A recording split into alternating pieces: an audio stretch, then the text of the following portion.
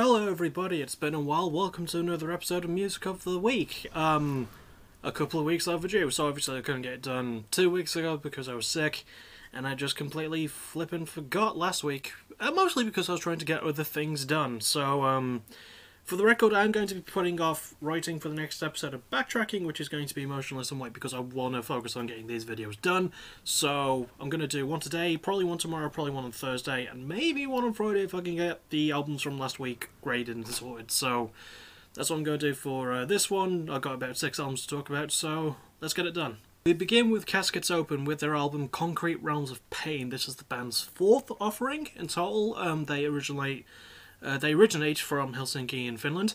They're a doom metal sort of slice C act, and you know what, honestly, I heard a lot of doom metal last year that I don't really think stacked up a lot. There's been some really good doom metal this year, and this is another really good example of that. This album gets a B. I actually really enjoyed this one. Sort of a pretty decent sort of concept tied in. It does do that doom metal thing where it does drag things along, but it does fill it with enough interesting stuff, and it's actually produced pretty competently as well, which I was not expecting. But then again, they're a modern metal band, so I should be expecting it more, and I think this was a really good bit of kit from them. So if you're vaguely interested in doom metal, then probably give this one a shot. I quite liked it, so it might be up your alley, so if you're into it. Also, before anyone brings this up about the Caskets Open album, yes, I know that this one technically came out in March of last year, but I listened to it this year, and there are versions that came out this year of it, so I'm counting that. I know it's a bit of a cheat, but I'm counting it. So, on we go. Next up is a much bigger name, Chevelle, with their new album Neuratius. I hope I'm saying that correctly. So, this is their first album in 5 years, the longest gap they've taken since 2016's The North Corridor, I think it was called. I thought that was a good album.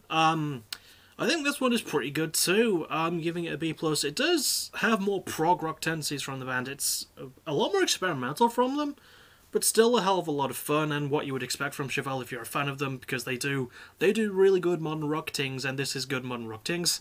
So yeah, it's sort of a concept album as well, sort of set in space. It's got a bit of a space opera thing vibe going for it. Really love the performances here. It does feel a bit more stripped down ever since the band's bassist Dean Bernardini left, so yeah, it does feel a bit smaller, but they made it as big as it could feel, and I'm giving it a B+, just super enjoyable, really fun, and yeah, again, sort of what you would expect from Chevelle, really good stuff. I also should preface, I think that's the way to say it, the next 4 albums by saying that no album in this episode gets an A-ish grade. In fact, the B+ is the highest I give, but there is another band later that does get that, so we'll get to that, but still, yeah, Chevelle, Neuratius, really good stuff. Moving on now. Next is another veteran band, I Hate God, with a history of nomadic behaviour. Now, they are a sludge metal sort of act. They've been around for a long time. This is their first album in a while. I don't know exactly how long, but it's been some time since they put something out, and I liked it. I'm gonna give it a B. I thought it was some really cool sort of sludge metal, you know? I feel like this band has that traditionally sort of cool sort of sound to them that I quite like, with a bit of like southern metal thrown in there. It did give me vibes of Every Time I Die, and I fucking love Every Time I Die because they're great. But yeah, I Hate God. They're a band I've wanted to listen to for a while, specifically because the way their name is spelled is really cool. I just think it's kind of cool. That's all I can say about that. And this is a cool album, so I'm giving it a B, and I did indeed enjoy it. There were bits of it that dragged along. It does suffer in the structural department, but produced well, performed well by a band that's been around this long. I think they've been around for about 33 years now. That is mental. And yeah, just a really good, in my opinion at least, album, so who knows, you might enjoy it. Probably. I did. And now we move from a veteran act to a very new act, Pupil Slicer with Mirrors. This is their fall debut. Very interesting sort of band. They give me sort of Roller Tomasi vibes, not just because one of their lead singers is female. Really good sort of mathcore elements to it though.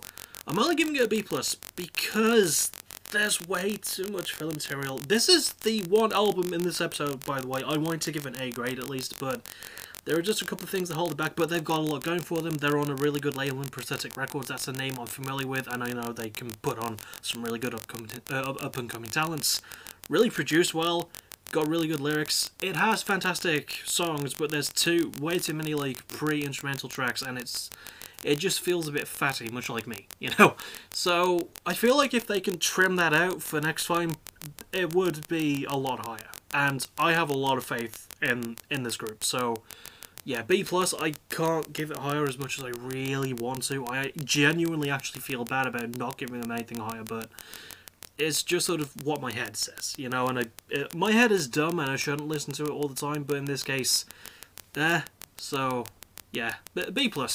Really strong stuff, and definitely the album I would most recommend from this episode for you to listen to, personally. If you're into mathcore, it is pretty damn heavy, so get used to it. And from a debuting band to a very old project indeed, Rob Zombie with his new album, let me try and read this all out in one go. The Lunar Injection Kool-Aid Eclipse Conspiracy. Why the hell does that man pick such long album names? Yeah, it's about what you would expect from Rob Zombie, though. Pretty decent industrial metal stuff. I'm giving it a C. It doesn't really do a lot new for Rob Zombie, but it never really has to for him, to be honest. He's never been one to really experiment with it a lot, and he does sing about the same stuff. I find it weird that he sings so much about drugs, considering that he doesn't do them. You know, I've always found that quite odd about Rob Zombie, that he sings about addiction, well, not really addiction like the fun parts of it, without doing it. Yeah, it's weird, but Rob Zombie himself is a weird and awesome dude. I absolutely love him. He doesn't really need to change a lot. I know I'm giving it a C, but I'm not being too harsh on it because it's Rob fucking Zombie. You know, you get what you pay for from him, so... And finally for this episode, we have a new-ish band, Turbulence, with their new album Frontal. This is their second album, their first in 6 years. They've been around themselves for 8 years, and... really sort of decent, sort of, I was going to say stonerish, it's not stonerish, really good prog metal, about what you would expect from prog metal. A lot of it is quite long. For a band that does have a vocalist, there's not a lot of actual vocals on this one, and I did double check, it's not specifically stated to be an instrumental album, it just has a lot of instrumentation work in it, and the album is, bear with me, right, it's